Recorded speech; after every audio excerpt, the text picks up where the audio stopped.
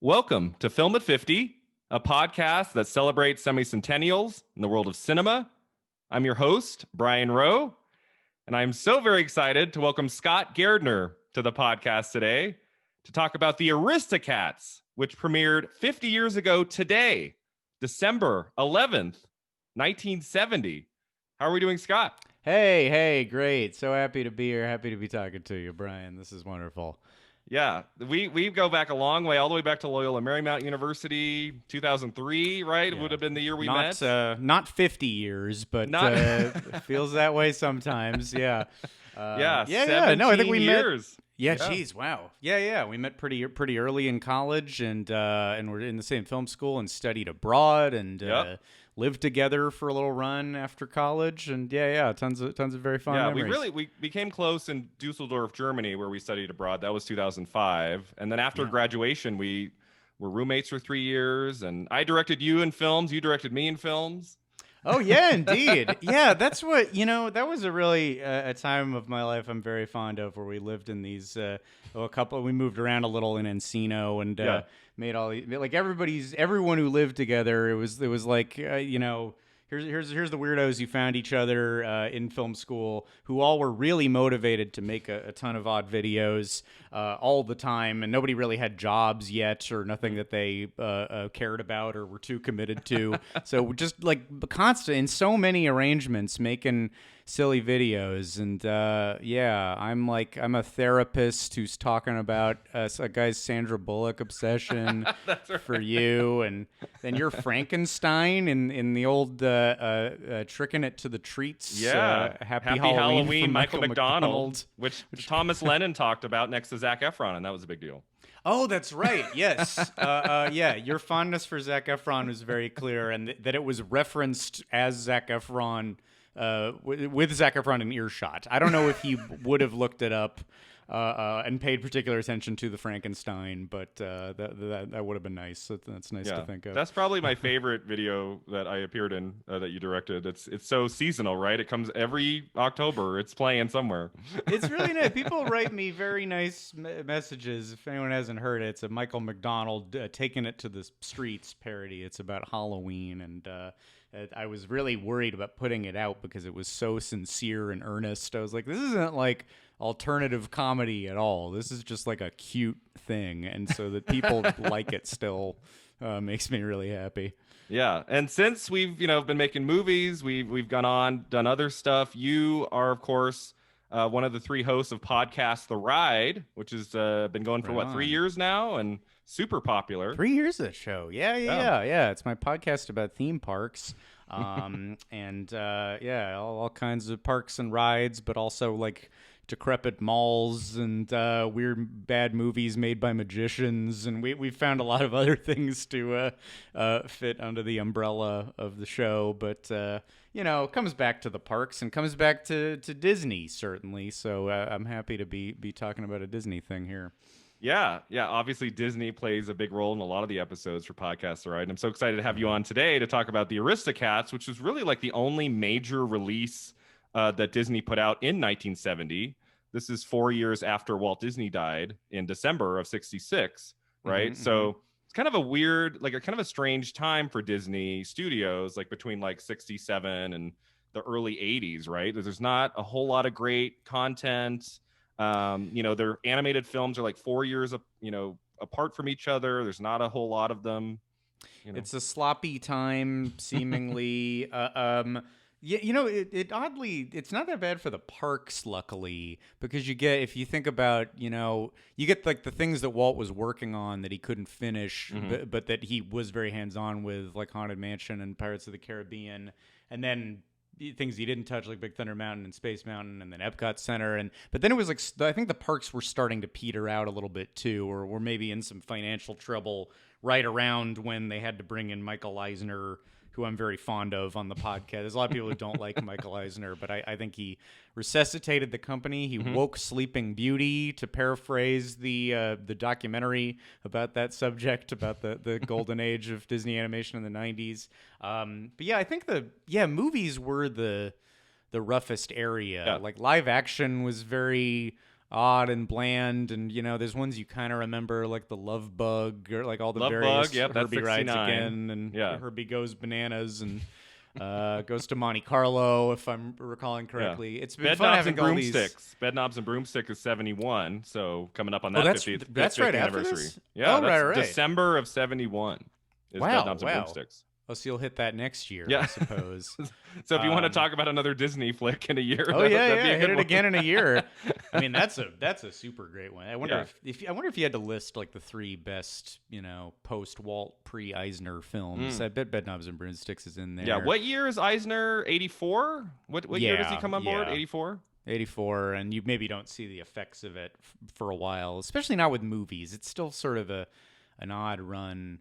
We just did an episode about Dick Tracy, or about a ride that almost came out of Dick Tracy, and that's a big, interesting, splashy movie, but still sort of troubled. Like the Disney machine was not really polished. Yeah, I forget that's a Disney movie. I think of that as like a Warren Beatty movie aimed at like a younger audience, but that was Disney, right? Touchstone? Was it? It must have been under Touchstone, but also the Dick Tracy characters were in the parks and stuff. Like you could go see Big Boy and Flat Top walking around Disneyland, which is very strange. Yeah, this is right when they're having to figure it out, and I feel like the animated films especially kind of took a hit because it seems like Walt Disney tried to be as hands-on as he could be, or was maybe that guy who would be able to tie it together, or like quickly give a note that has a transformative effect on the whole thing. And Aristocats is still in the era where, well, it's got a lot of elements of things that worked about movies when he was alive, but like it maybe doesn't quite gel, at least not for me, as much as a Jungle Book or I mean, we'll get into it. I feel like it has all of these, like, here's the voice actor that you know from this classic movie, and here's a sequence that's very much like a Walt era movie, but that maybe the whole doesn't like hang together. But I'm curious what you think. Oh yeah, so the Aristocats is one of the very few Disney animated feature films I had never seen before, since the last 2 days or whatever it is I watched it. I know you watched it in segments because you have a little one. I have a pretty new baby, so movies are tough. Movies, I break them into the smallest chunks. We can scarcely finish a Shark Tank. We're watching pitch at a time, and God forbid if it's a 2-act pitch. That's going to take us 2 nights at least. So viewing is difficult, but. I didn't know what to expect from this. I mean, when I saw it was 1970, and I thought, okay, well, I feel like the animation studio must have been a little bit rocky at this point because it had been 4 years since Walt Disney's passing. And I think, we'll get into a little bit after I summarize the film and talk a little bit about trivia, but this movie, to me, felt like, in many ways, a ripoff of 101 Dalmatians, but it's not doing all of those elements nearly as well. Yeah, I think you're right on, and it's not that I'm against cats or dogs. Like, it's not the dogs versus cats thing. I don't care if it was flipped, whatever. But I felt like this was trying to be 101 Dalmatians, like capture that magic, and it's just not quite reaching it.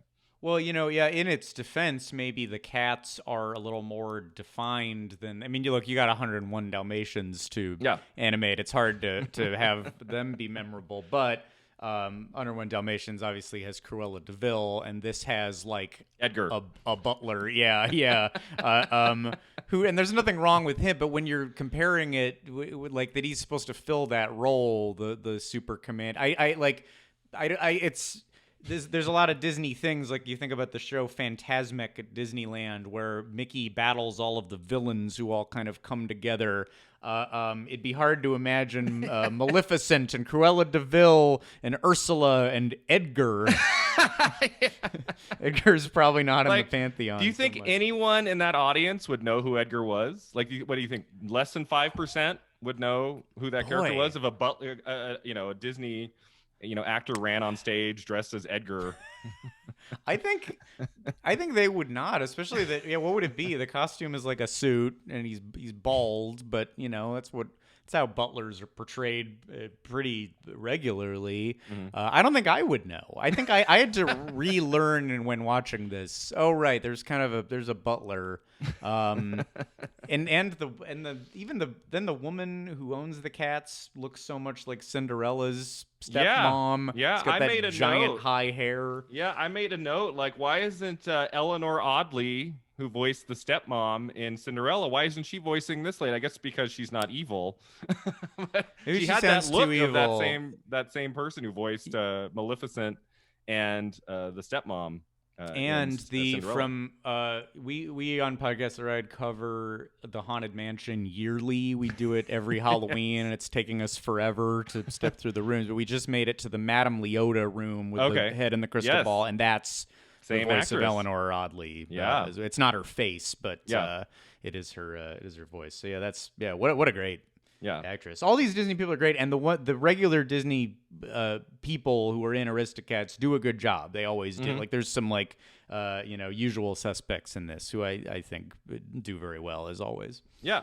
So let's get started with just a let me summarize the movie a little bit for those listeners who might not have seen this Disney feature. So as I said, this was the first. Well, it wasn't the first one to come out after Walt Disney's death. It was the second. The Jungle Book came out in '67, so that came out a few months after Walt Disney's passing. But I think he was a lot more heavily involved in the Jungle Book up until he died, versus the Aristocats, which I guess he just basically gave his blessing, a few weeks or something before he died. Like he knew of the project. It wasn't Right. something that was started in like '68 or anything. Like he was aware of the project before his passing. Interesting. So this film takes place in Paris in 1910, where retired opera star Madame Adelaide Bonfamille. I don't think her name is super important. Info or that she's an opera star. I got none of that. Again, blame it all on parent brain. So she lives in a villa with her cat Duchess and her 3 kittens. So this is not 101 cats. We only have a few. Just 3. She doesn't have any living family, so she makes a decision to leave everything in her will to her cats, as one does, until their death. And the butler, Edgar, overhears this. I guess he gets the money like after the cats die. Then it goes to Edgar, I think is what she said. But he doesn't want to wait, right? He's like, let's get this going. Let's retire. So he kidnaps the cats. He drugs them first, right? Yeah, And then he kidnaps quite them. evil. Yeah. So That's evil horrifying. Edgar. We're cat owners, all of us. It'd be terrible to have happen. If So our he's- butlers, the butlers, we definitely both have. Butlers, they never get Poisoned our their cats. day in these movies. I mean, there's good butlers. Yeah, ours are But good. so when he's escaping, when he's taking the cats, army dogs capsize his sidecar in the country, which separates him from the cats. And then we get kind of the quest narrative, right? The cats are working their way back to Madame to get home. That's basically all this movie, all that's happening here. There's not like a big, exciting, dramatic storyline. Like they're just trying to get home. Right? Yeah. Nobody's like learning anything really, or So Duchess and the 3 kittens, they come across a stray cat named O'Malley, which is probably the best character. I don't know if you like the best character in the movie is O'Malley, voiced by the same actor who does Baloo in Jungle Book, Phil Harris, right? Phil Harris, yep. So he's great in this. And they have some wacky adventures. They come across geese and some other animals, and then they finally make it home, but Edgar is there waiting. And there's like a final kind of suspenseful sequence where, Edgar is trying to ship them off to Timbuktu. As one does. Timbuktu, yeah. Like it's like a chest, right? Like he wants to throw the cats in this chest, and it's just like a ship to Timbuktu without, I don't know if that costs any money or like he's just gonna like put them in the back of the. But what happens there is kind of great. I won't give it away. I try not to give away like the last 5 minutes of the movies for those of you who haven't seen it. But like what happens to Edgar is pretty funny. And so that's basically the movie. There's also, of course, the famous sequence, the kind of the psychedelic animated musical sequence, which is the only scene I'd seen before. Did you have those sing-along song VHSs in the 90s? Like where they would have like clips from Disney movies? I was gonna say, and you were asking before we did this about like my, history with Disney films, and which I obviously do love a lot. Yeah. But I'm almost like those sing-along songs were pretty crucial for me, and maybe part of my Maybe contributed to me like liking to just watch like individual songs or music videos or YouTube clips almost more than Not the the whole entire movie. film. Which in this case, I know that the sing-along songs would have pulled Everybody Wants to Be a Cat and Scales and Arpeggios. I remember that very well. And that might have been all that I saw until the last couple years. I probably watched this a few years ago, but I'm pretty sure until adulthood I had not seen anything but the sing-along songs. Yeah, but that was a strange experience watching this movie, not really recognizing much, and then it gets to that scene, and I'm like, I almost like knew like every cut that was coming. I knew that scene so well from one of the. I think I had 4 or 5 of the VHSs as a kid, and one of my favorites was the Disneyland one. Did you have that one? Mm-hmm. That was probably my favorite. Right, I'd go to Disneyland once a year, usually around my birthday in October, and then like it'd be March, April, May, June. I'd put on the sing along songs Disneyland episode. And start dreaming of it. Yeah, absolutely. we also talked a lot to bring up Maleficent again and the Haunted Mansion. Yeah. They do grim grinning ghosts outside of the Haunted Mansion, and I discovered all of my co-hosts and a lot of our audience had the same fear of the very shiny Maleficent. If you go back and watch it, go check it out. Like, I haven't watched it. Is it on YouTube? I haven't watched that episode in forever. It is on YouTube, and there's the version made at Disneyland Paris that's almost all the exact same things, but filmed shot for shot at the Paris park, like everything beat for beat. And they just like remake it, like they use the same shots but redid the whole thing in Paris. Just did it with French children, yes. Okay. But the audio was already recorded. But look it up and look up the extremely shiny Maleficent. There's a close up of her and it's so scary. It's like she's just the brightest, sweatiest witch. It's the weirdest thing. It scared all of us apparently. Yeah. Maybe it'll scare you today too. It'll be as scary as Edgar in this. Oh, movie, yes. Aristocats. Instant Disney terrifying. Pantheon villain. I might have written twice in my notes, like, needs a better villain. I think I wrote it twice. You never see Edgars at Halloween. Where's all these Edgar costumes? Yeah, I want bald caps on kids. I know a lot of kids stayed home this year, but there should have been a few Edgars out there. Yeah, I wanted to turn Edgars away at my door. We're out of candy. Like the clown from It, Freddy Krueger, Edgar. Next year, do it, kids.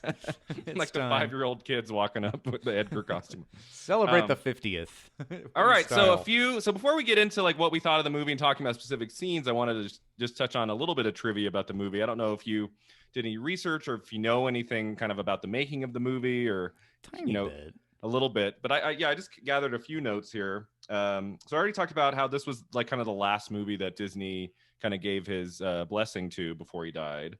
Although I guess he did work on The Rescuers a little bit. The story of The Rescuers, Disney worked on a little bit before he died, and that would not come out until 1977. So after Jungle Book, you have the Aristocats in 70, and then you get the Robin Hood Disney version, which I think is 73. And then Rescuers in 77, and then The Fox and the Hound in 81. So really in like 15 years, you don't get a lot of that it?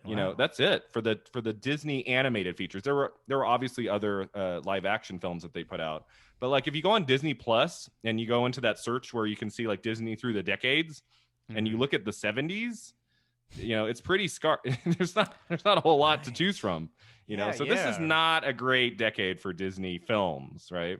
The Aristocats is not starting things off on the strong foot, like it's not going to be their best. I almost want to say it's not until Little Mermaid in 89, right, that really like the animation comes back. I'd say so, because even I think people like Great Mouse Detective or Oliver and Company, but it's not there's still not a lot of them, and there's still spottier movies, and it doesn't get super polished. I'd say it's Black Cauldron's kind of an interesting failure of a movie too, which definitely has its fans. Never watched it. I'm too scared, man. It's really scary. All right, so the Aristocats was apparently inspired by the true story of a Parisian family of cats circa 1910 that inherited a giant fortune from their owner. Apparently that happened. Like an owner left all their cash to the cats, which is kind of hilarious. Whoa. Wow. And the story of this movie was co-conceived by a man named Tom Rowe. So I'm assuming we're related. Somewhere along the line, yeah. Somewhere, might be like a 7th, 8th, uncle, or I don't know. So I thought that was kind of funny. Wow. Scat Cat was supposed to be voiced by Louis Armstrong, but was replaced by Scatman Crothers. So I can kind of hear Louis Armstrong doing that. Yeah, that makes sense. But It's hard to scat is picture literally him, in the name. Oh yeah. No, that's fine. That worked out. Hard to picture Louis Armstrong acting. I don't know how he would have done dialogue. I feel did he ever act in anything? Doesn't feel familiar. I mean, but- obviously, I'm familiar with his music in some films. He did a couple songs for a James Bond film on Her Majesty's Secret Service in '69. But that's a good question. I don't know if he acted in anything voice-wise or, live action. I would love to seek it out. And then he would have done The Shining instead of Scatman Crothers. Yeah, no, they could have flipped it like 10 years later, right? In 1980, we get The Shining with Louis Armstrong. Stolen that part. No idea if he was alive. My guess is no. I don't think he was. I didn't look up when he died. But I think it was in the 70s sometime. But The Shining's kind of a ghost story, so they could have worked him in. I don't know. Mm-hmm. You'd have been good, I think. Better, way better. Should have been Louis. Stanley Kubrick on the phone. Get me the ghost of Louis Armstrong. They would have made it happen for him. Yeah, they would have been good pals. So that opening song, the Aristocats, which is sung by Maurice Chevalier. Chevalier. Mm-hmm. I haven't taken French since I was like 14. I don't know any French, but I know that name. So he was talked out of retirement to sing the title song. He was in retirement. And then this was his final major recording. He would pass away in 1972. So this was kind of the last thing he did, like a major recording. Jeez, there's a good little. I like that Disney Plus has those special features. Yeah, and there's a good little thing with the Sherman Brothers who wrote the song, and that they did like an impression of him to show how it would work, and he was not offended by the impression, and still did it. Yeah. So speaking of the Sherman Brothers, this was kind of like their last major Disney animated feature, and I mean they had done the Jungle Book, right? Didn't they work on the Jungle Book, the Sherman Brothers? I know they did Mary Poppins. That's like their really famous Disney film that they worked on. And I think won an Oscar for. I'm like going through bare necessities in my head. That feels that feels. I think they worked on Jungle. I think the projects between like 64 and 70, they were at least involved in. They were they would come in and out, and I guess they worked on the Tigger movie in 2000. That's what I read online. Like they came back 30 years later. They waited 30 years for the Tigger movie. Wow. Strange. But, and then Chitty Bang Bang was them, and interesting. They did a lot outside of Disney, actually. I kind of forget all that. Yeah, I'm reading Julie Andrews' memoir right now about her Hollywood years, and she mentions that she was offered the female lead of Chitty Bang Bang. And she she wanted Mary Poppins to kind of be its own thing. She didn't want to do another film so soon after with Dick Van Dyke. So she might have made the right choice. I've seen that movie. I don't remember the female lead I don't think it's as good a part as Mary Poppins. So no, a little more thankless maybe. Yeah. I like that song though. Nice song. Oh yeah, that's a good one. So a couple other things about the Aristocats. The film was originally intended to be a 2-part live-action installment of The Magical World of Disney, like in the mid-'60s. I don't even know how you do this live action. No, it would be kind of tricky. I've tried to direct multiple cats before. It's horrible. It doesn't work. You cannot train cats. People are employed as cat trainers, but that's false. That's not possible. You just own a clicker. Clicker owner is really the name of that profession. Yeah, they say not to work with animals, right? I feel like this one probably they went the right way with going to animation. It's probably the easier way to do this. Easier, yeah. And owning cats is we both do. Mm-hmm. That's some of the biggest charm of it is little like cat character animation moments. Yeah, there's just good little, the clumsy one kind of falling on their butt, and the O'Malley being a just like relaxing, splayed out, like sliding down the tree. He's got the good life. And the more stuck up one, they characterize types of cats, I think, really well in this thing. Yeah, I would like to see Everybody Wants to Be a Cat, that musical number, done live action in 1965. I feel like that would have been tricky. Oh yeah. Shining. Like they're playing the piano with live action. Shining bright psychedelic lights at actual cats. They all would have screamed and scraped people's faces, I think. Maybe they would have just pulled a Tom Hooper and done it live action, like the new Cats movie. Just had like the actors like who voice the cats in the animated, like just play it for real, just with like fur. They wouldn't If have had that was digital. if there was enough, if Cats had been more successful in a less snarky way, if Disney had just done exactly that methodology, but for Aristocats. I sat down to watch the 2019 Cats, and I made it about a half an hour. Like I was like, I can't watch this. Like I really tried. I wanted to say, oh, maybe it's okay. No. Yeah, it has its fans, but that'd be my guess. You know what's on Hulu right now? Is it? Okay. Oh no, that's on HBO Max, but on Hulu, strange. I just before we did this watched some of W, the Josh Brolin, Oliver Stone movie, and they insert this bizarre detail. Like W. Bush is stressed about the Iraq War, and Laura says, "You need to relax. Are your favorite musicals coming into town? Cats." And he's like, "Oh, even cats won't cheer me up." It's just a strange, like it's like them like inserting a Wikipedia fact into a scene, and you're like, "But Bush liked cats? Weird." Yeah. The screenwriter's like, "Oh, I should add this to the dialogue. It'll sound okay." Well, the actors will, they'll bring it. It'll make sense. It won't seem stiff. Yeah, it won't seem like a book report. But it did. It kind of did. Yeah. Anyway. Yeah. They should have talked about the Aristocats in W. Like George, your favorite movie's playing. It's the Aristocats. Oh, yay! Sit down. I can't. I gotta go. I gotta go prep an invasion. They're tearing the statue down. I don't have time for Aristocats. Honey, right now. You need to relax. Eat some pretzels. Watch the Aristocats. And he choked. Oh no. So there was, in that crazy window of time in the early to mid 2000s, there was a direct-to-video sequel, The Aristocats 2, in the works. Oh, in the works. In the works. Okay.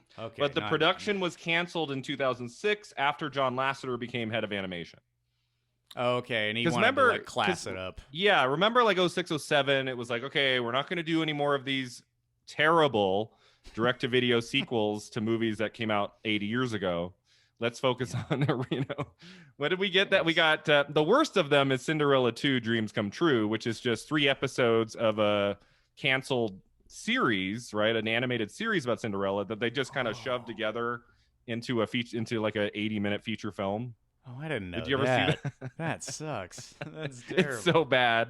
But I think maybe the best of them is Cinderella 3, A Twist in Time, which actually is a story, which actually has like a unique concept where the stepmother like gets the ability to go back in time and make the first movie, not happen. It's got like an actual concept to it, whereas most of those sequels at the time like have nothing going on. That's the only one. And then another thing that's come up on Podcast The Ride is that and I had no idea what they were talking about, but Aladdin 3 King of Thieves, for which Robin Williams returned. Yeah. My co-host seemed to know very well that Aladdin had a hot dad, and I guess his dad being the King of Thieves. But they were like, yeah, don't you know? He's that hunky dad, which I looked it up, and yeah, I guess so. He's like an older, buffer, bearded Aladdin. So Cinderella 3, interesting story. Aladdin 3, hot dad. And that's all they did right with those. And I want to say, were those the first, the 2 sequels to Aladdin, which would have been, I believe, 94 and 96, Return of Jafar and Aladdin King of Thieves. I think those were the first like direct-to-video sequels to an animated movie, if I'm not mistaken. There was The Rescuers Down Under, which came out in theaters. There were a couple sequels before, but that was like hey, let's just put it on video. Yeah, right? I think that era pioneered that odd trend, which is almost what like trapped Toy Story 2. Yeah, like, that such was a fascinating backstory with Toy Story 2. That was going to video, and then I mean, have you heard that story? Like they were working like 24-hour shifts and like to get it done for release day, and at the end of '99, it's crazy. And in like 6 months they transformed the entire thing. 6 months. Lasseter like had to ignore his family and just go on lockdown. And Yeah, they did, and then it like didn't count towards like the Pixar like the deal they had with Disney, like because it was a sequel, right. like they had to make an. It's Not crazy. doesn't count after all Yeah. that. Not a movie. One of So their yeah, best movies. Not a movie. yeah. So they had a lot of sequels, all leading to the one we all needed, which was Bambi 2, right? So strange. What happened Such a in weird... Bambi 2?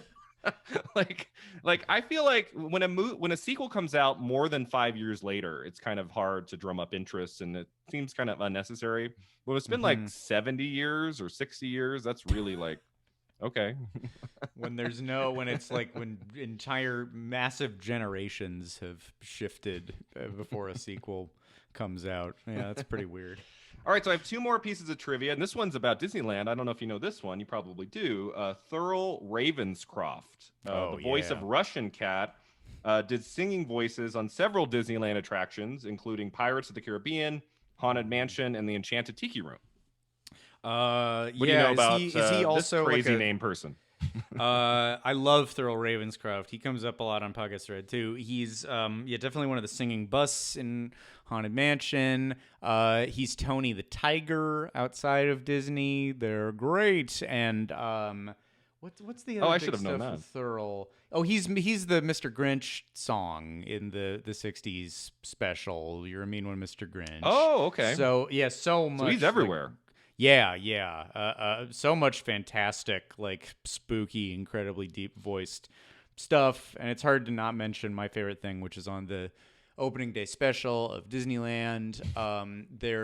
When they open specifically Fantasyland, there's this strange part where a deep voice guy says, "Open the Fantasyland castle in the name of the children of the world." That's him? That's him. Yeah, okay. Yeah. I took me a while to figure that out. But yeah, this guy, he's just such a gem of a VO guy. And that part is so jarring. It's so bizarre. Like, let's open this children's land by having the deepest voice you've ever heard bellow.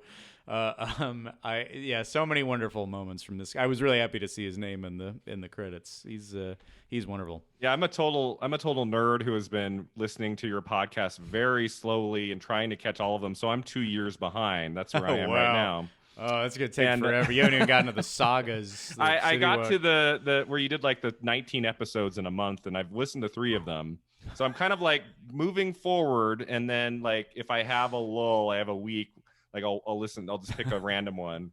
That's gonna slow you way down. The City Walk saga. That takes that. That's. But I did just recently listen to your Snow White episode, and you talked about what you just said about the because that was one of the very few like opening day attractions, right? That's still there. Right. Yeah. And so I just kept saying, like when I was in the car, I was cracking up that lower the game. Your impression of that was so perfect because it's absolutely how he sounds and that ridiculous. Oh, thanks. And those creepy the creepy like Mickey Mouse too that day. Like the terrible costume for like Mickey and Minnie on the opening. Oh, so frightening. And where they didn't know where to put the eye holes yet. So there's you can look at pictures where they just like carved kind of eye slats out of the sides of their heads. So it looks like Mickey and Minnie went in for dermatology operations, like they had moles removed. It's really horrifying. That's a good episode of Podcast The Ride. We talk about the opening day, which is chaotic in so many ways, and the bizarre that Ronald Reagan hosts it, but then this actor Bob Cummings also, who was on like a weight loss concoction of which meth was an ingredient. It's like some of the strangest stuff. Yeah. And you talk about that terrifying version of the Snow White ride from like the 70s or 80s where it's on YouTube. Like it's just the witch like cackling and coming out at the the people on the ride for like 3 minutes straight, and there's just nothing fun or child friendly about it. Like it's terrifying. Yeah. Snow White not really in it because like your Snow White is the idea. It's from her point of view. So yeah, you don't see anything. And there's a really like trying part where you go into the dwarf's cottage, but then you just see them looking scared and cowering, and then leave immediately back to more witch frights. It's like, what was happening with that? If I could to talk about the parks again and the Aristocats, Yeah. there's no real big Aristocats presence, except Yeah, I was gonna sometimes ask you about that. see the characters a Okay. little bit. And we last year, my wife Erin and I went to Tokyo and went to Tokyo Disneyland and Tokyo Disney Sea, which is the greatest theme Yes. park on the planet. Okay, It's so I gotta check it incredible. out one of these years. Yeah, Oh my god, if you can figure it out, it's is like an so worth original, going. right? There's not another park in the world that is like that second park at Tokyo. Is that right?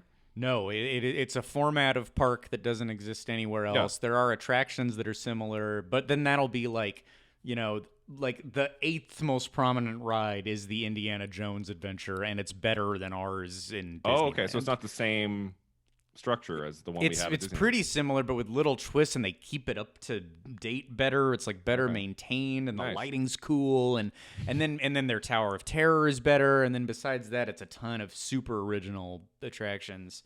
But one really cool thing about the Tokyo experience is the characters are the best characters you'll ever meet. I mean, the people in the suits at the Disney parks do great. They're wonderful to check out and take pictures with wherever you are. But the Tokyo ones are so good. They are like students of pantomime. They're Oh, incredible. cool. How much like information they convey and how much they engage with you. And which cat is it? The black cat. I feel like I'll butcher the name. Okay. Barrelaws. Okay. It's the black kitten in Aristocats. I looked up the kittens' names and I'm like, I'm not gonna be able to say those words, so I'll just say Duchess and O'Malley and leave it at that. Yeah. Toulouse is easier, but yeah, Barrelaws. Anyway, the black Aristocat kitten was there and did all these amazing bits with people, and like took a Japanese girl and then took Aaron as if like in both cases just like, oh, a pretty girl, and then grabbed them by his arms and then walked away with them. He Okay. like the cat like stole Aaron from me. You like, turned "Oh, around pretty and she was girls, you gotta gone?" come this way. It was so charming. It was what'd you say there? Like you were walking with her and then you turned around and she was gone, walking She away was with the cat. stolen by this cat. Yeah. And you found it charming, not creepy. I didn't actually suspect that this suited kitten would permanently steal my wife, but I have just wonderful photos of Aaron just lighting up with this great cat suit actor. So I have really fond Disney memories so of that's at least one great. of these. So that was just last year. So because I feel like They're the using 'em. Aristocats is not really on people's radar, when they go to Disney parks and things like that. It might be a factor of the cuteness in Japan, that they want their cute characters. That This Disney teddy bear Duffy is extremely popular there, and not so much in America. There's a cat too named Gelatoni, who is a painter cat, and the. Yeah, it's I don't know. Maybe they veer to the kittens because they like cuteness there so much. As with Hello Kitty, this is Disney's Hello Kitty. So they don't have stand-in, they don't I have like the villains walking around at that park very much. You don't see Maleficent around there. I'm trying to think. I mean, probably somewhere, but I think cuteness At night, is maybe? the main thing. And no Edgar. No, Edgar. Not even in Japan. I would like to know. I didn't look that up. I wonder like. I mean, the Walt Disney World opened in 1971, right? I mean, maybe like in the early 1970s, there was an Edgar walking around the parks. Could have been. Yeah, I'm not sure. Especially since the next animated feature wasn't until 1973, 1971, 1972. And they got to plug the new stuff. Got to plug the new movie. I don't Right? know. Yeah, Edgar Arista. I'll look that up. I kind of doubt it, but I wonder. Maybe Edgar had his time. All right, so the final piece of trivia I wanted to share with our listeners was that this was the final film of Bill Thompson, who voiced Uncle Waldo. He also played White Rabbit in Alice in Wonderland, Mr. Smee in Peter Pan, the Bull Terrier in Lady and the Tramp, and King Hubert in Sleeping Beauty. This was also the final film of Nancy Culp, who voiced Frau Frau. She went on to do a lot more acting and things, but never made another feature film after The Aristocat. Oh, okay, interesting. Yeah. So final film for a couple, significant players in this movie.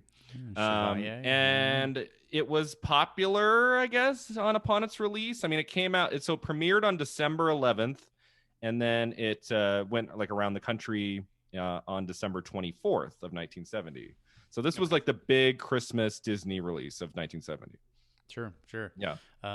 What else is around this time? You're covering other stuff from this year. What else is in theaters when you're going to see So the Aristocats? other kind of movie around this time aimed at younger audiences is Scrooge, which is a musical adaptation of A Christmas Carol starring Albert Finney, came out around Thanksgiving of 1970. Okay. In terms of like, I'm trying to think if there's any other kids movies around that time. There's not, it's funny looking back on films from 50 years ago. It's kind of crazy to see. I mean, there are like weeks where there's not really anything coming out. It's not like, I mean, obviously not this year, but before this year, right? I mean, every weekend you'd get 3+ movies in the theater and on streaming, and there's just like endless content you can never keep up with. I feel like in like 1970, if a movie does well, it does very well, and it sticks around for a year. I just recorded an episode about Love Story, which was like the big release of December of 1970 that got like a lot of Oscar nominations, was the most successful film of the year, making about $100 million. $100 million in 1970 was like big, like huge. And it's like this quiet, intimate love story. Like there's nothing, spectacular about it. It's not Avengers Endgame. Right. So back then you could make a small, intimate drama, and if it struck a chord with audiences, it could be in theaters for a year plus, just people going back to see it over and over and over again. Jeez. As opposed to now, where Marriage Story, all what it really becomes is just like a Twitter meme of Adam Driver pounding a wall. That's its ultimate fate. Yeah, exactly. I didn't get to see that in theaters. That was on streaming. That's it's kind of like a good thing and a bad thing now, right? It's like we're getting easier access to these smaller films now because they premiere on Netflix and Hulu and Amazon. But you also don't get that theatrical experience, which sometimes even a smaller film, it can make the experience a little bit better and more memorable if you see it on a giant screen rather than just watching it at home where you have your phone next to you and where you're not maybe paying as much attention. Yeah. And on the comedy side, it's a bummer. I think with things like, Borat 2 was pretty huge on Amazon, but like the people didn't get the fun of seeing that in a theater, which like watching that with an audience would have been so enjoyable. I watched Borat 2. Just like by myself, and I laughed at some things, but I'm like, this needs to be with a giant crowd. This is not something you watch by yourself. Yeah, bummer. It's too bad. It's still really good though. All right, so the Aristocats, which, as I said, was like their big Christmas release. Audiences seemed to enjoy it at the time. The critics at the time gave it a lot of 3 stars out of 4. You're like, it's okay, it's fine. But looking at it now, everything we know about Disney animation and what we've seen, especially in the last 30 years, right? Like looking at the Aristocats now, from a 2020 lens, how does this movie hold up? What did you think of the Aristocat? I think, that you do feel that 50-year thing, and you feel like the pace of it, and it is clearly a pre Little Mermaid era movie in that there's Disney movies that are perfectly pleasant and fun where that don't have the big story movie feeling. You don't always need it. Like some of my favorite Disney animated movies are a little like, all right, now you go here and here's a set piece. Now you go here and here's a set piece. And this is one of those. I think it wouldn't happen now. I think post Ariel and her want and part of your world, and it's now it feels like a real movie. Like I think just animated movies, there was a different expectation. It just used to be like, with this, all right, let's hang out with some geese let's watch a drunk goose for a while. Let's watch some this whistly voiced old dog for a while, and a lot of those sequences are fun. But I think there's a reason why we noticed and remembered Aristocats mostly from things like sing-along songs or clips, because it does feel like a delivery mechanism of fun shorts almost more than here is this great tale, the Aristocats. Yeah. So there's fun moments within it. But I think that's what that's maybe what I'm lacking, is like the journey that we were taken on. Yeah, there's not a whole lot of high stakes in this. I wrote in my notes, like, needs more urgency. Like, there needs to be a little bit more at stake here. I mean, when they get separated from Edgar, there's like a bunch of scenes of Edgar just like chilling with those dogs, and like there's not even like a sense of urgency on his part to like get to the kittens and on their tail like Cruella is in 101 Dalmatians. Edgar just kind of disappears for like a half an hour chunk, and it's like like, what are we? They're just like heading back to home, and oh, I miss my madame. It's like, okay, I need a little bit more here. It's just lazy. It's lazy. It's a little bit lazy. It definitely got the sense like this was a movie at the end of 1970 that parents were like, oh, there's a new animated Disney movie. Here's something to babysit my kids for 80 minutes, right? It's not like, we all got to rush out and see this one. It was probably just like, oh, this is like a nice, fun movie. It's appropriate for my kids. This is 1970, 2 years after the MPAA. So now we're getting R-rated and X-rated films. And so parents at the end of 1970 have to be kind of aware, of what kind of content is in their films. So there's like a new animated Disney. They can kind of breathe a sigh of relief. Oh, okay, I can take my kids to this one. It doesn't have to be that good. That's it. It's pleasant enough. The bar isn't raised for a while. I think maybe that, to speak about Eisner again, I think maybe what he brought to Disney was the knowledge of he was at Paramount and oversaw big hits like Raiders of the Lost Ark, and I think he maybe like is aware of things like urgency, and he's like, people are not going to go see Disney movies just because they're there. Like people don't owe this company anything. Like, you have to like grab people and compete with Batman or whatever, and really grab people and do a big old story, and so I think like you're not going to see something this sort of even paced slopes along post 1990. And Jeffrey Katzenberg played a role in that too, right? I know he was working on Little Mermaid, and was he there in like the mid 80s too, along with Eisner, or was he He's part of all it too. I think he maybe was part of Paramount and everything too, and came over and charted the path to Quibi. Building a bridge. And it's amazing to think how far Disney has come. I mean, Disney is now like the big studio taking over everything, right? I mean, I did a tweet last year of like looking at 2019 Disney versus 1969 Disney when it comes to movies. In 2019 it was like every month was like a huge movie release, almost every month, right? And then 69 was the computer wore tennis shoes. So it's like there's a striking difference over the course of 50 years, and it's the same way here, even though 2020 has obviously been a very different year for movies. Releases like Mulan have gone to straight to streaming or to Disney Plus for a fee. Which I want to see it. It's coming. I guess it's in December. It's coming out for everybody to watch if you have Disney Plus. But I was not going to pay $30 just for me to watch it. Like, I guess if you had a pretty. Family. That's a family price. That's a weird price for one person to pay. That's not acceptable. And to not get to like leave, to not get to go into a theater and have a good time. So if you are subscribing to Disney Plus and you're looking around at the past, I mean, it's been so nice, right? This last year of having easy access to all the major Disney films, especially the older ones, right? Where before 2019, you had to basically like get the Blu-rays and have a collection on the.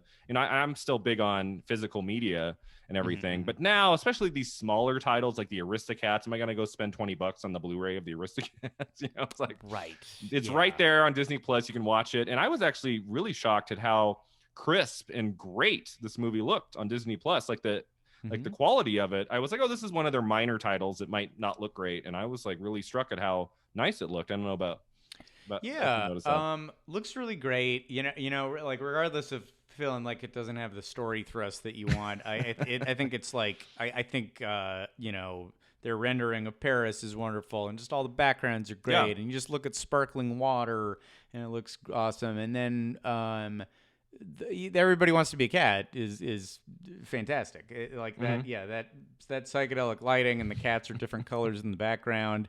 It's so neat. I remember really well from the sing-along songs how much I loved all the cats slamming on the piano. Yeah, going down. Yeah, like crashing through the floors. Great. That's really inventive and fun. Yeah. You do have the unfortunate, the stereotype kind of stuff.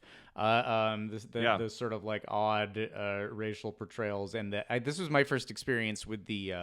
I knew Disney had the warnings.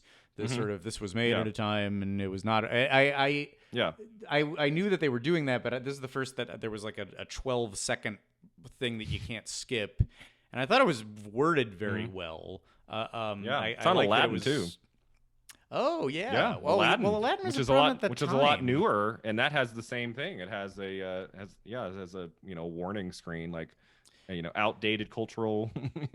Yeah. They knew at the time, like there were weird lines about like like they'll cut off your tongue and all this weird stuff, and like I don't know why they've been on the wrong side of this kind of thing so often. And so, but that's a bummer about that. Everybody Wants to Be a Cat is so great, but then you have to sit through a pretty bad stereotypy character, which you don't remember these things as kids, and I don't know, good for them for like calling it out and saying it's hard, right? I mean, it's like, do we go in and cut that out of the movie? I'm not really for censoring something that was, sure. I mean, unless it's like really extreme, right?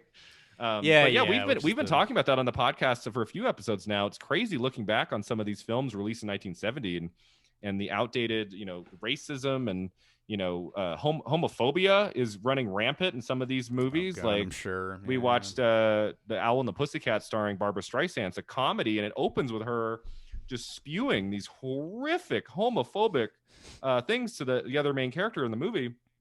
And it was hard for me to continue watching. I'm like, okay, I'm done. So it's hard to like Barbara Streisand. Barbara Streisand, her first scene with George Segal in the beginning of this romantic comedy, she walks in and she starts saying, all sorts of horrible things to him, and it's all homophobic. And you're like, and she does it one more time a few scenes later, and you're like, okay. So you see this a lot in older films, and it's kind of like, how do you deal with it? Do you just kind of say, well, that was of its time? Does it, lessen, the film in any way? Yes, it does for us now, but you also have to kind of look at it in a historical context too. So it's kind of tricky. Yeah, I guess if you have to present things in context and not like celebrate it. You can't go, now here's when movies were movies. Here, sit down, watch this. This rules. Yeah. I think if you're celebrating some of the grosser things, that's no good. Yeah. I don't know. I mean, that's an unfortunate part about all this. But animation's cool. One thing I think is funny is how I like how O'Malley shows up, meets the girl, talks all this game, says, let's go on a magic carpet ride, you and me, baby, and then sees the kids. She's got kittens. Let me take some of that back. Never mind. He's like single moms are not in O'Malley's vernacular. That's exactly right. He's on board with just like letting them go on to their home and staying back, right? I mean, they're like getting on that truck or they get in the back of that vehicle, and he's not planning to do it with them, right? It's not until one of the kittens falls out and he has to help the kitten in, then he's like, oh, okay, I guess I'll maybe stay. Is that the theme of the movie, that being blatantly anti-children is not good, and that you got to grow up? I'm not sure. I don't know what the movie's trying to tell us. Don't consider dating single moms, I guess. Well, in the case of Edgar, don't be rude to cats, or you'll go far, far away. Yeah.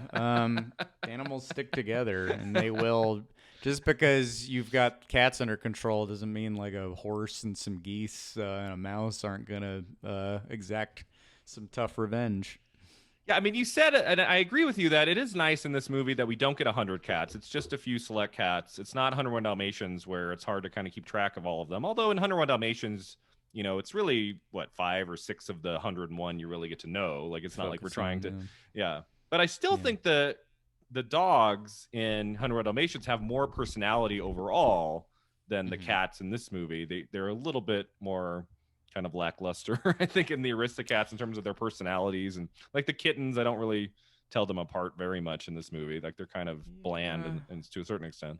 They're just cute, kind of. It's also it's a lot of. I was starting to say at the beginning, there's a lot of usual suspects doing not their most iconic performance. It's Phil Harris, not as iconic as Blue.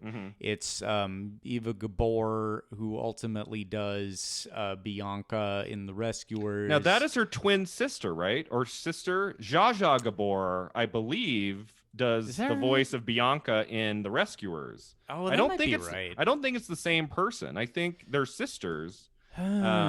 Eva does the voice of Duchess in Aristocats. Isn't that 2 different people? I'm seeing Eva Gabor is Rescuers and Rescuers Down Under. I think so. That makes sense. It'd be easy to confuse them for sure, but at least according to Wikipedia. Or did she's Zsa Zsa Gabor just not do any animated voices? She's just the more famous sister. Might be the case. I don't know. She must have at some point, right? That's an interesting voice. Zsa Zsa, she was the one on all, like, she would come in on Johnny Carson, and she did all the talk shows. Yes, and rarely appeared more like in anything. Famous for being famous. Yeah, exactly. She was before Kim Kardashian, right? It's like famous for being famous. I'm looking at her filmography. I'm not seeing a lot of voices. Maybe it is Eva. Who maybe it's on, Eva all the way through Green Acres as well. But yeah, she eventually does kind of a voice you remember a little more, and then you got Sterling Holloway. Which was Winnie the Pooh, which really threw me because when the mouse came in and started talking, I was like, "That's Winnie the Pooh." yeah. Sometimes when they have such an iconic role, it's hard to separate them. And okay, he's the mouse now. So that's the whole thing. It's like, it's people who do kind of their more prominent Disney work elsewhere, and Thurl Ravenscroft obviously more prominent as the guy who yells "Open the Fantasyland Castle." So even he doesn't have his best. So which I think it hurts it, sure, but I think if it's like if you're going through the Disney Plus archives and you've made it through all the great ones, and then you want something that has some of the feel, it's not as essential, but like it'll have things that give you the vibe. This isn't it's still kind of fun to watch. Yeah, it's a fun watch. It's not a bad movie. It's just I just kept comparing it to 101 Dalmatians because the animation style is very similar. Yeah, you've got the animals getting kidnapped and trying to get home, and the villain in 101 Dalmatians is so much better, right? More memorable, more striking, more fun than Edgar. Yeah. I think if Edgar had been a better character, like the villain of the Aristocats, it might have been a stronger film. But he's just not. He's not intimidating or scary or memorable in any way. So I think that hurts it a lot. Is just that character. And yet, I'm gonna blow your mind. I've been sitting on this while we talked about some other things. Okay. I am on the Wikipedia for Edgar Balthazar, the character we've been discussing. Okay. And there is a section Disney parks. Okay. In 2018 at Disneyland Paris, they debuted a walk-around Edgar character. There is an Edgar in the Disney parks, and it is recent. They did it 2 years ago. Is there a picture of it? Like how? Like there's been so many films since the Aristocats. Would it be clear to the park goers? Here, I'll put it in the chat. This won't be clear to the listener, but you can look at it yourself. And the I don't know if it's clear, but they try to help it be more clear. Because he's a bowler with a little bowler hat and a bow tie, and he's sticking his jacket out. He's got his thumbs in his jacket, but then he's also got a cat basket, and he's got a trunk that says "To Timbuktu."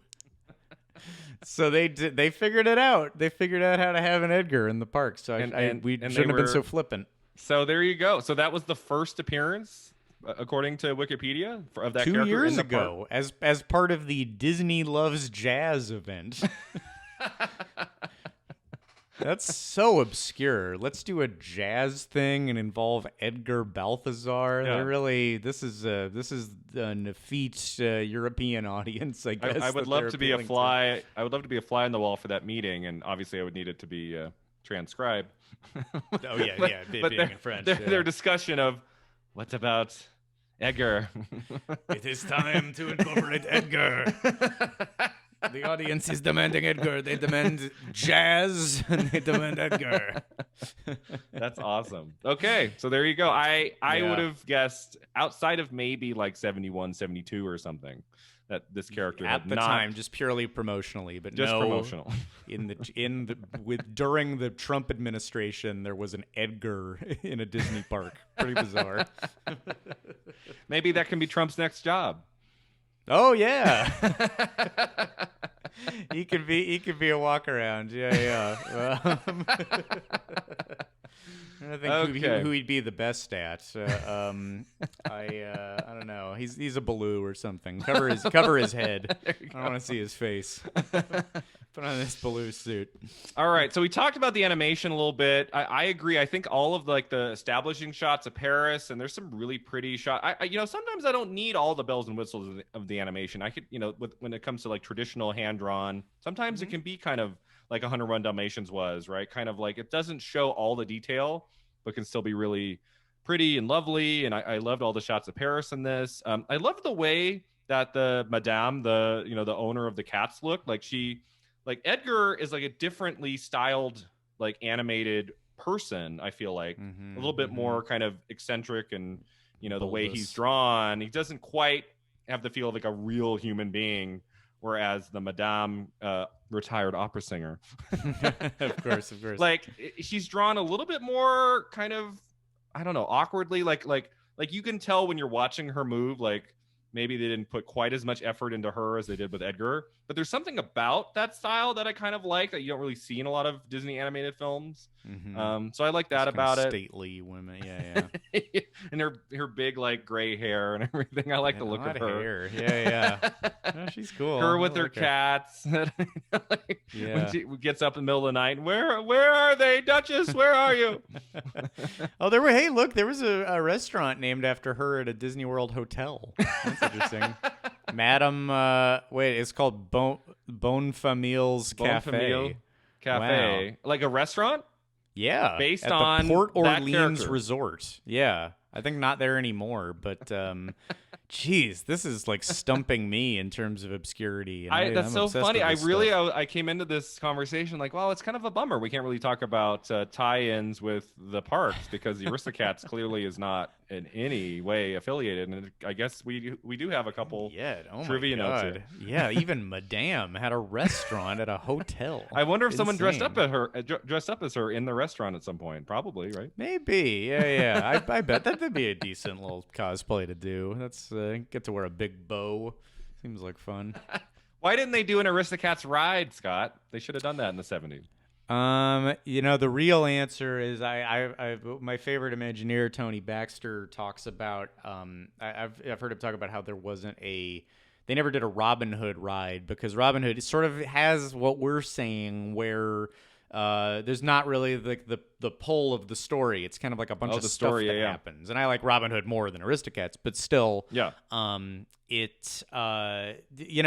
doesn't like if you do a ride based on Snow White or Little Mermaid, you want to like tell the story in the ride. And if there isn't like a strong story, like what would be in the ride even? I like Edgar crashing a car and his eyes big as like the vehicle you're in come towards him, and he's like in the sidecar, his eyes all big. And sure, yeah. You could go past the geese and you can, you watch that drunk goose stumble around. I don't think it's a good ride. I don't think this one works. I don't think that lasts very long. Yeah. Because I'm always intrigued by that. Like, okay, what inspired these films to get like the dark ride and have it be there for 50 plus years? And then there's these other films that they never even entertained the thought of doing a ride at all. Yeah. You know? Well, I like think Beauty and the Beast. Like, how does that not have like a dark ride of some. Some of these big Japan movies. now. It just Japan there's a has crazy one in Japan. Yeah, it Oh, just cool. opened. Yeah, Okay. it looks really amazing. But I think you gotta it has to take you to a world. Yeah. Which this does. It takes you to 20s Paris, but then that Yeah. is you can go to Paris in reality. Yeah. So yeah. There's not. I think the lack of a ride shows you maybe that there's not like so much here. There's not enough going on in this movie to warrant a 3 minutes. I guess Right- not. Yeah, right for through the characters to story. wave at you. So we talked about the voice actors. Anything else you want to mention about the voice talents in this movie? I mean, obviously Sterling Holloway was that was the one I really recognized. It took me out of the movie for a minute because I'm like, that's Winnie the Pooh. Right. And then I obviously Phil Harris I recognized. I've been watching as a nerd as I am the Disney Plus movies in order for the last year, and it worked out to where like I watched The Love Bug 1969 last week, and then the only Disney Plus movie of 1970 is the Aristocats. So it actually, like, I don't know how that happened, but it actually worked out to the week. Oh, great! Oh, you lined it Yeah. up. Wow, that's Yeah, pretty so insane. I try to watch one Disney Plus movie a week, usually on the weekend, just like when I'm grading or whatever. I've been watching them in order. And all of them? Did you watch like yeah, Almost everything. Angels? Oh yeah. I didn't watch all of them in full. Like there were a couple where I just like sped through it. Like if I give it 20 minutes, if I'm like, this is not, I'm not interested in this. But yeah, so I've been doing that going all the way back to their shorts of the 20s and 30s. So that's been really fun. So I still have a long way to go. Yeah, you got murky 70s to go And I through. might skip over the next couple years so that maybe I can talk about those films for the podcast. Sure. Yeah, so I'm save not just them like until it's rewatching it closer. like 6 months Yeah. later. Good call. But yeah, I don't think the 70s films, I'm not too thrilled about. Yeah, you got a rough rate. Yeah, more relevant movies for your podcast. Yeah, but I'll be curious probably. to know, like in so we talked about Eva Gabor. Like I'll be curious to know, like in Robin Hood and the Rescuers and Fox and the Hound, are we getting any of the actors who voice characters in the Aristocats outside of maybe one of the Gabors? Like, are we getting, in Robin Hood, for example? I'm not sure. Like, do we get any of these talents in that movie? I feel like there's a lot of these voice actors who were, voicing characters in animated movies in the 50s and the 60s, and then Aristocats kind of seem to be the end for a lot of them, and then they go on to do other things after this. Isn't Phil Harris is in Robin Hood too? Oh, is he? Okay. He's Little John. Little John. Okay. Yeah. So he stuck with the Disney troupe for a while. After Disney's passing. And one of the greats, boy, he's wonderful. Baloo is so. That's Baloo just is one like of the his best iconic performances. role. Like I got into the O'Malley character after a few minutes, but like with the mouse, I was kind of like thrown. I'm like, okay, I know this voice very well. But he's just great, and that's O'Malley, as I said before, I think might be the best character in the movie. And once you get kind of used to his voice and forget about Baloo, you just kind of go with it. Let it be its own thing. Yeah. He's very charming. He's I was a little so confused. So good. he's like a stray cat. He's just like wandering around outside, and then there's a place though that he goes like his own building, like that place. Like why are you walking around the wilderness if you could be in Paris like with a roof over your head? I don't know, because that band is annoying. The band, They're, like, you can't making- sleep. You can't Yeah, get they any play work music all night. Yeah, that's where you go to. Hey, I mean, I don't think the cats do drugs, but like that'd be the that's where they do a lot of catnip, I suppose. You go there to party. You don't go there to rest. Yeah, exactly.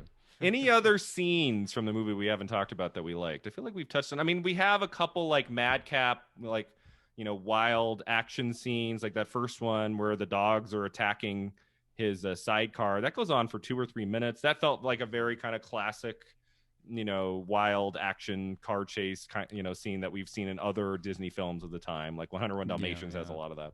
Yeah, it doesn't reinvent the wheel necessarily. I think Scales and Arpeggios is fun, and I like as horrifying as it is to watch a nice piano get ruined by paint. You'd have to think how fun that would be to do, and that very like gloppy paint. It's like Winnie the Pooh's honey. Just like it's so satisfying seeing a big just a big glop of red land on the piano keys. And that's a fun song. That's a charming little part. And the kids singing a little badly, but in a cute way. All these kids are good. I don't know if any of them are anyone, if they're in anything else, but the kids do a good job. And we get like a horse that kind of saves the day, helps saves the day at the end too. Which I feel like wasn't there a horse in 101 Dalmatians as well? Like, don't they go into that barn? I think so. So there's a lot of The same carryover. horse. I think it's probably the same one. Just the same Right? horse. Yeah, he left 101 Dalmatians, went over to this. Yeah. One's in London. They just ended up on a bus and went over to Paris.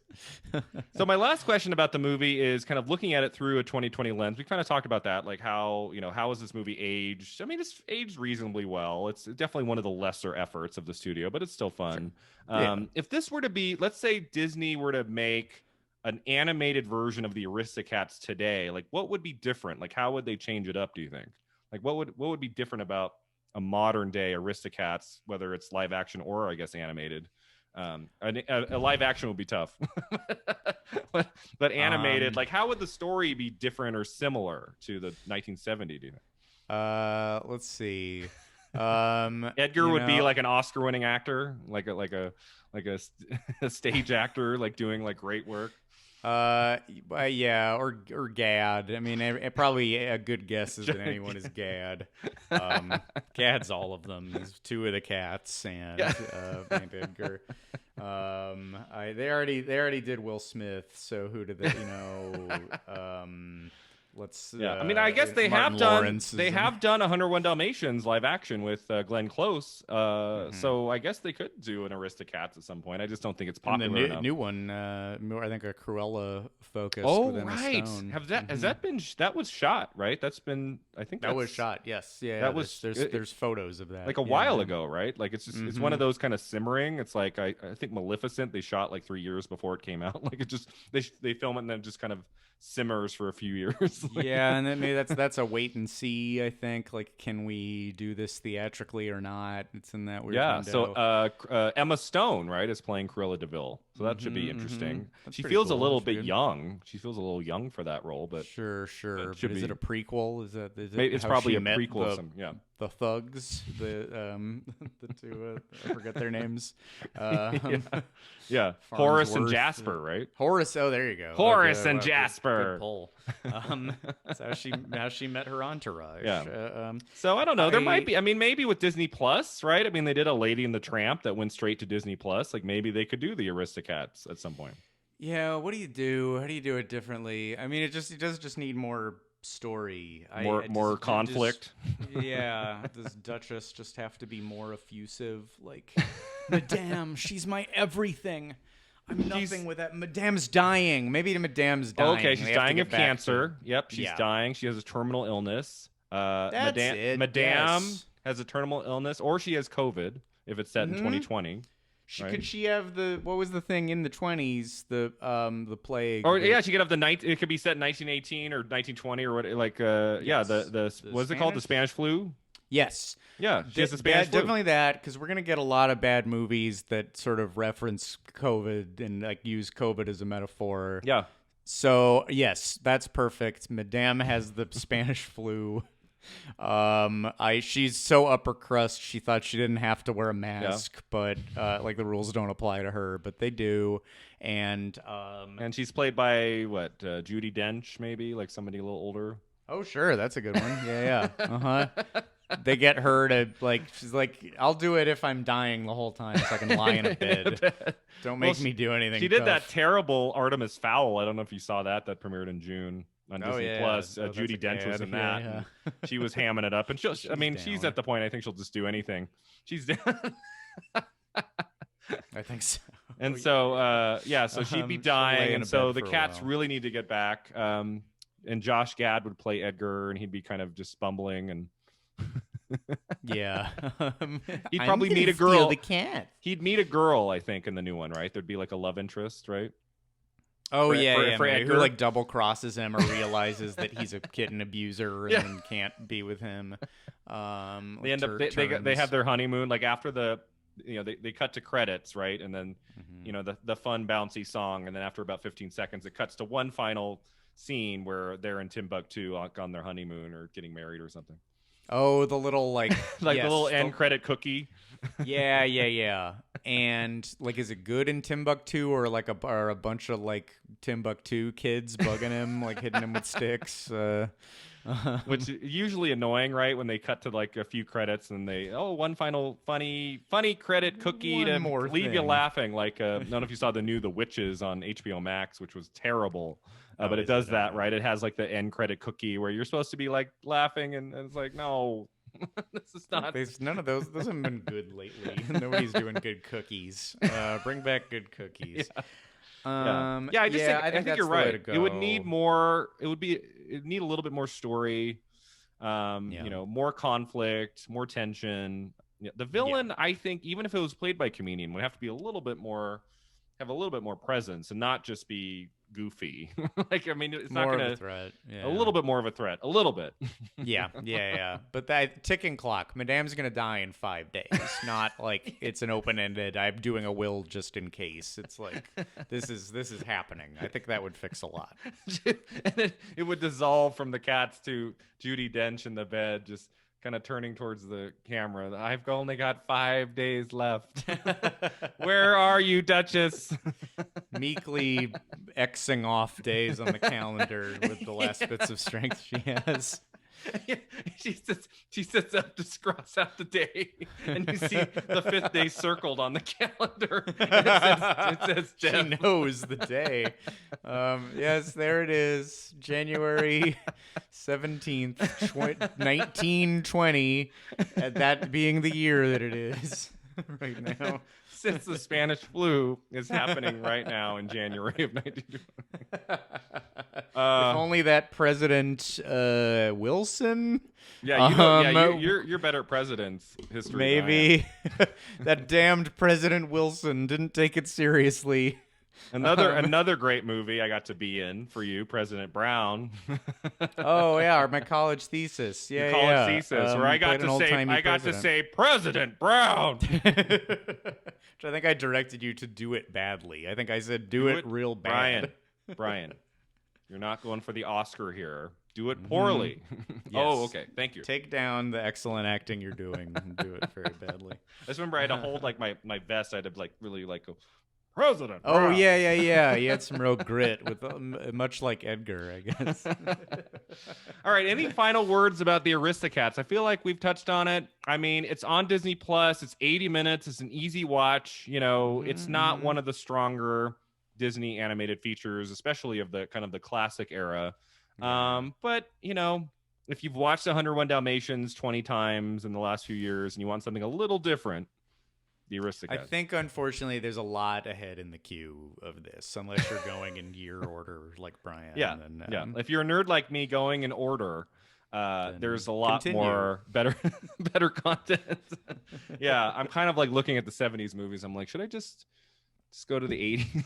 Dale and get to that crazy, like, isn't there like a weird like Mr. Boogerhead or something in the 80s? Like, oh yeah, Mr. Boogedy I was pretty passionate about for a while. The idea was that you would watch Mr. Boogedy to ruin the Disney Plus algorithm, so they'd go, why does everybody want to watch Mr. Boogedy?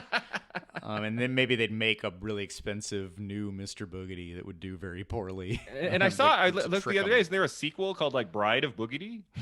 There was a Bride of Boogedy, which I think that is what happened to the algorithm. That Bride of Boogedy was on like Vudu. It was on like a lesser streamer. And I think Disney was like, boy, a lot of people watch Boogedy. Maybe we got to get Bride of Boogedy back. And they did. The Boogedy campaign was a very fun couple of days on Twitter. Well, if I'm still doing this podcast in like 15 plus years, Scott, we got to do the Boogedy episode. Make it to film at 50 in 1980. When I'm like, when we're actually 50, that'll be weird. Yeah, it would be. Oh my god, that'll be the crazy. It's around the corner. I feel so old now. No, 50's still far away. Yeah, we still. All right, so that takes us to our final two segments. The first one is called the Divine Double Feature, where we pick a contemporary film that would make kind of a fun double feature with the Aristocats. It can be animated or non-animated. Sure. What did you think? Well, like, it's only 80 minutes, right? So this one we could throw on one more afterwards. What would be kind of a fun newer movie to watch right after the Aristocats? I think you got to go with the most beloved cat-related film of the last 5 years or so, and that's Nine Lives with Kevin Spacey. Um, that's your back-to-back. As much Spacey as you can get in your life. Oh, God. That's not where I thought you were going. I thought you were going to say the Tom Hooper one. I'm like, okay, that makes sense. And then you said Nine Lives, and my that little part of my brain was like, what? Oh yeah. I did not see that. What year was that? 2016, I want to say. It's like it was 2016. Kevin Spacey is the voice of the cat. Yeah, but he's also on the poster, and points to him. There's pictures of all the live action cast, and then there's an arrow that points to Kevin Spacey, and it says "me," which was written by the cat, evidently, who has a marker. His life just got put on pause. Yeah. WS. Isn't he in the movie too? Like, isn't he like get transformed? Yeah, I think that must be what happened. I think he's in it. He's in a few scenes. That's not. Yeah, so that's not getting played very much these days. So that might be a good one to look at. They aren't valuing that one too much, but yeah, let's honor the man. All the gifts he gave us before we realized he's bad. Yeah, boy, that has been a tough one, right? Because he's in so many great films and gave so many great performances, but it's tough. It's kind of hard. It's kind of hard to to deal with him now. The one I haven't had a desire to look at is Nine Lives. But yeah, give it a go. See if you want. Yeah, how do they do cat hijinks in 2016 as opposed to 1970? Yeah. So I was trying to think of has there been like a Disney movie in the last 20 years about cats? I couldn't think of one. Is there one where like cats are like the main characters that Disney has done? You got, I don't think it's 20 years, but you got newer That Darn Cat. That Darn Cat, right? Christina Ricci, 97. Okay. Why I know that? Why do I know that year?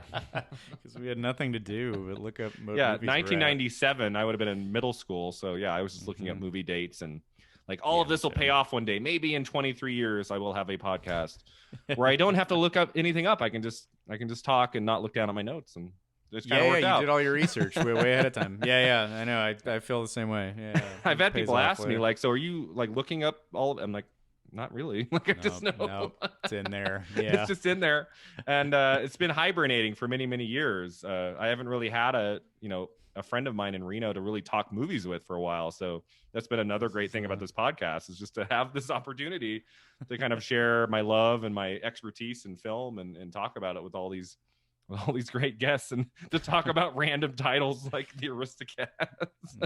that tend to know that Darn Cat was in 97. That Darn Cat. Dougie Doug is in it. Yes. I have not seen that version. When I get to 1997 on Disney Plus in the next couple years or whenever that'll be, I'll take a look to it. So my pick was Ratatouille. Because it's set in Paris and it's got rodents in the main, even though the mouse is only a part of the story in the Aristocats, right? There is a significant character in the Aristocats. It's a mouse.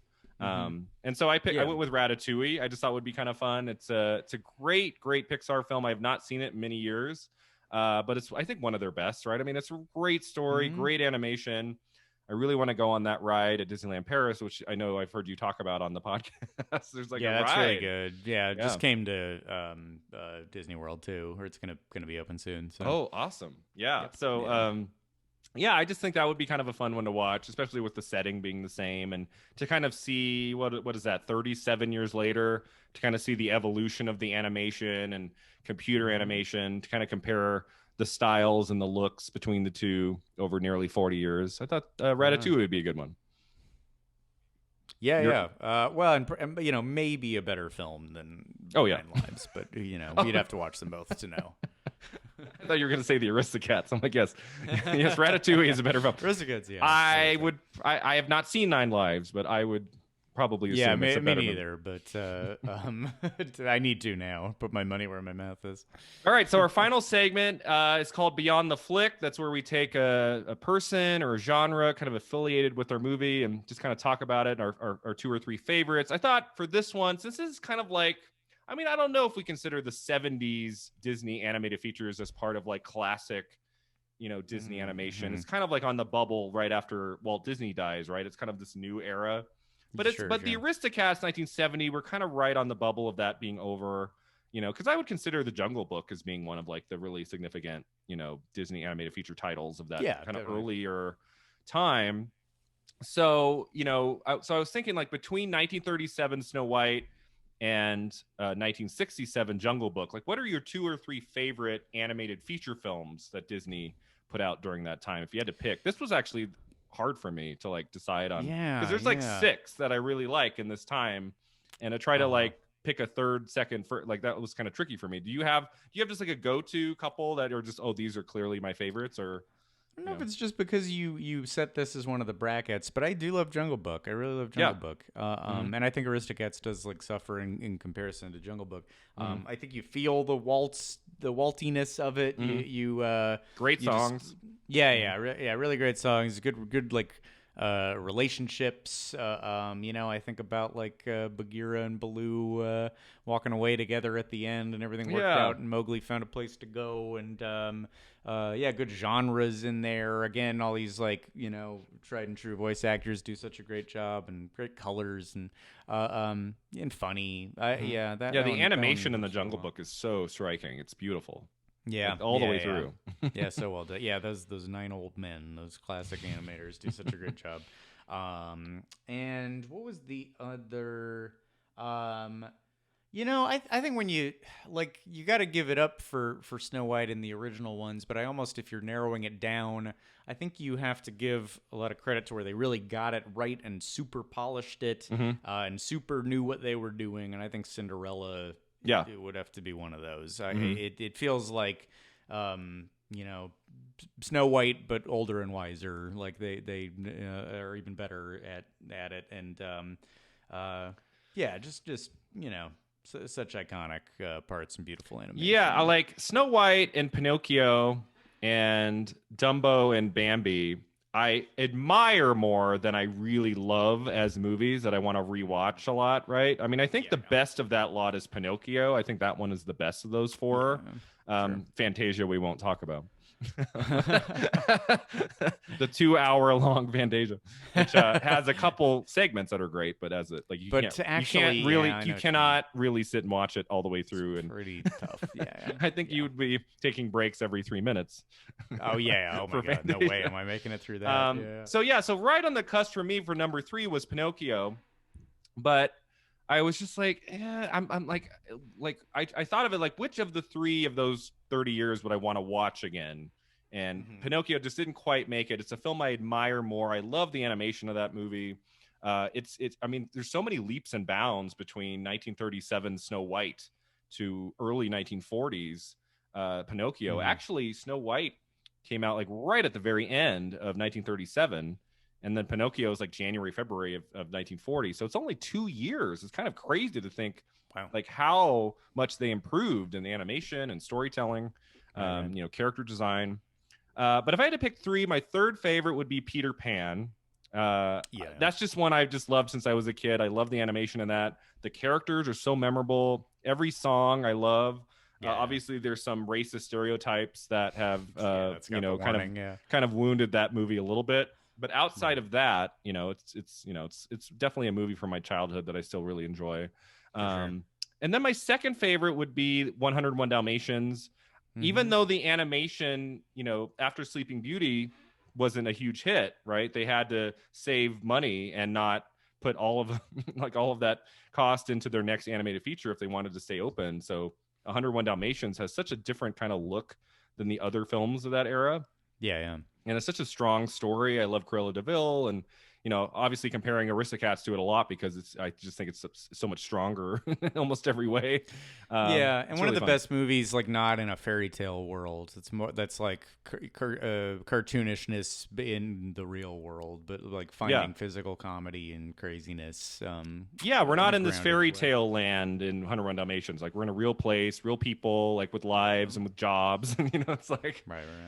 So I like that about it, and And there's other ones I enjoy, like Lady and the Tramp and Alice in Wonderland, and I even like a couple of those random ones they did in the 40s, right, during World War II, where it's just like collections of shorts and stuff. Like I like the one with Jack and the Beanstalk's really fun.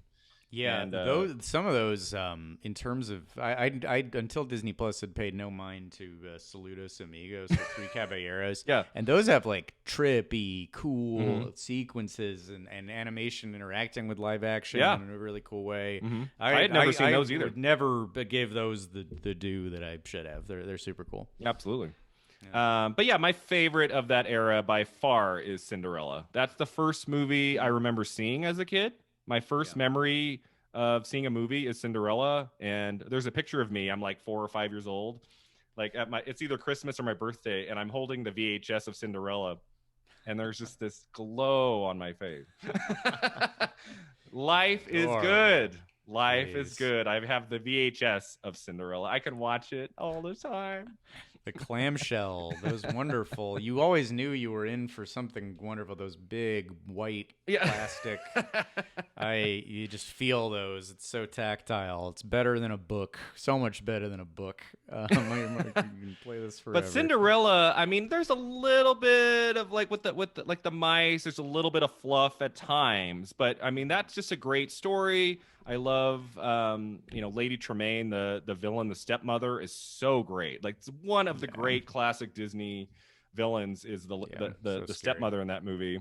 Yeah. And then of course her stepsisters are just like, crazy and wild characters who I love. And I mean, the weakness of that movie is like the love story, and I mean that's like the most bland prince, I think, maybe even more bland than Snow White. Like there's just nothing to him. Those movies had the opposite problem of it's like an opposite Bechdel test. Like the princes are oddly so dull. Great female characters, memorable, and then the men. I mean, like the king or like the dad is kind of fun, like the like the obese like king father guy. Yes, like Jasmine's dad too. Yeah, if you're not or the king, the Queen of Hearts, the husband. If you're not a tiny bulbous man in a Disney movie, then you're probably very boring. Yeah, which they kept up with like John Smith. John Smith is boring as hell in Pocahontas. Oh yeah, and usually at some point with those characters we see their underwear, right? That's kind of like usually like somebody like rips the pants off and we see their polka dot like. Hopefully some hearts or something. You gotta hope. Yeah, so that would be my pick for number one. It still holds up. It's a great story, great songs, love the animation, and that was the first like feature length film like after the war between Bambi and Cinderella. There were all those kind of like anthologies and shorts and stuff. Cinderella was like a return to like their landmark animation and leaped ahead in terms of like the evolution of the animation and the look of it. It's in 8 years they came a long way after what would have been Bambi 1942. So it's just like a nice period in film history. 1950, that's the year of my favorite film, Sunset Boulevard, and early 1950s, a lot of great films, and I think it might be the best of the classic films. It's Cinderella of 1950. Yeah. Just like you almost like want to strive for something like less obvious in a way, and yet it's you think Make Mine music. It's so good. Yeah. I'm a big Make Mine. So dear to my heart. So dear to my heart, which I watched, which was crazy. That? I watched that. Yeah. Jeez, you know me, Scott. Really you know me, Scott. I do these like I did a year of Meryl Streep, and I told you about that. I watched every Meryl Streep movie, and you were like. So wait, so you're watching It's Complicated again? Yes, I am. And enjoying every minute of that wacky Alec Baldwin. Can you at least fast forward past the her parts of Julia and Julia? No, I watched Amy Adams too, and just dreaming of Meryl. She'll be back soon. Yeah, speaking of December 11th, we've got 2 new Meryl Streep projects out right around now. 2 new movies with her. So I'm in Meryl Streep heaven. Wow. Yeah. You always are when she's on screen.